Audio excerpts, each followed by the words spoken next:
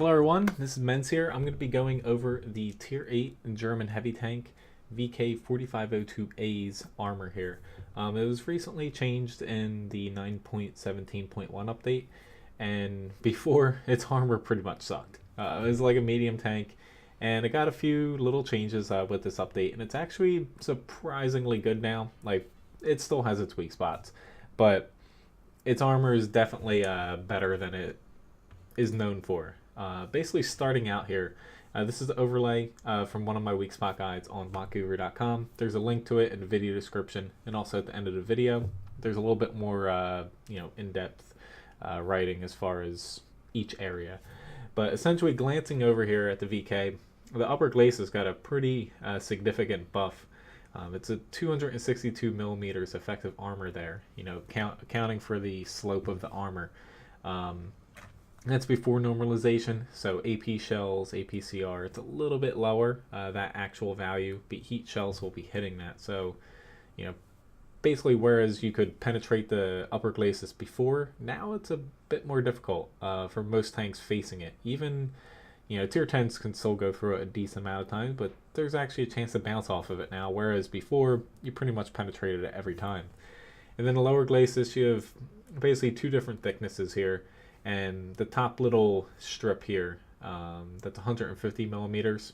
It's still pretty strong at 212 as far as the armor effectiveness.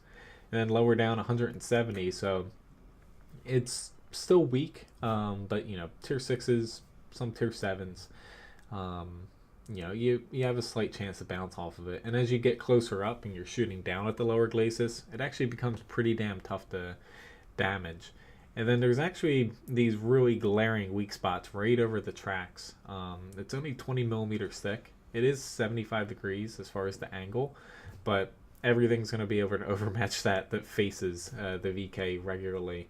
So if you need an easy pen, there's your shot. And especially if you start angling the VK, they're very easy to hit. Now, the turret front it's a bunch of different values. It has a couple little tracks that you can see on the side, but for the most part the turret's fairly strong. Just kind of looking at the turret front, it is 188 millimeters effective, which it's not the strongest value, but it's basically able to deal with lower tier tanks. But the mantlet, it's not exactly a good spot to shoot at, even though there are a couple weaker areas down to 165. It's mostly difficult to be able to penetrate the mantlet. And pretty much the turret front being weak ish against tier 8 through 10s, basically the main strength to it is if they hit your gun mantlet. And the turret sides, unfortunately, they're not immune to tanks. It is gonna provide a lot of bounces if you're head on, but if you angle just slightly, it does drop it down to the point where, basically tier 8 to 10, depending on what's shooting at you, can penetrate the turret sides. But if people are aiming at the flat part on your turret front, tier 8 and higher tier tanks, wiggling a little bit, you don't want to wiggle too much because you're going to be penetrated on your turret side if you're not careful.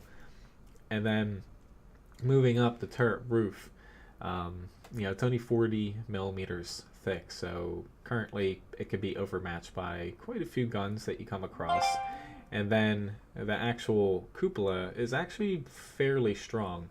Of course, in the center, I can't really zoom in here because this is clipped out from my article, but more or less, the cupola, it's pretty strong outside of the very bottom center part.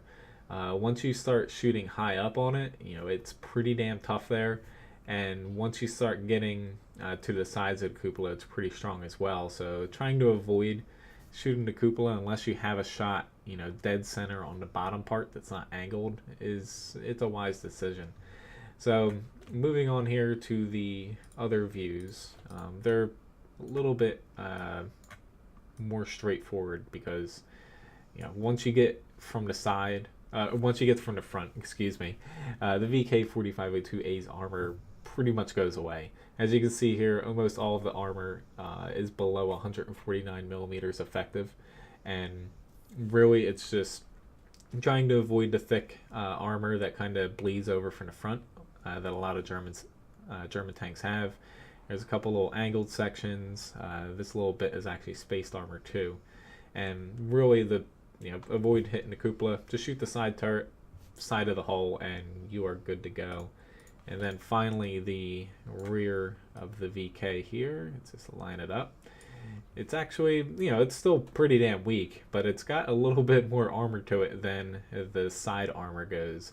But really just hit the flat parts of the rear turret, the rear hull, and you're not going to have any problems. But the VK, as of these changes, it actually has a little bit of armor going for it. So you definitely have to pinpoint your shots a little bit more carefully from the front, but its armor, it's still pretty bad for a tier 8 heavy, but it does at least have a couple spots that can bounce some shots now. So you definitely have to take a second look at it since this change. But anyway, thanks for watching this video. Like I said, there is a full breakdown weak spot guide of the armor of the VK on Watt Guru. It's going to be popping up here any second if it hasn't already, and also there's a link in the video description below. Hopefully you enjoyed this. Thanks for watching. Have a good day.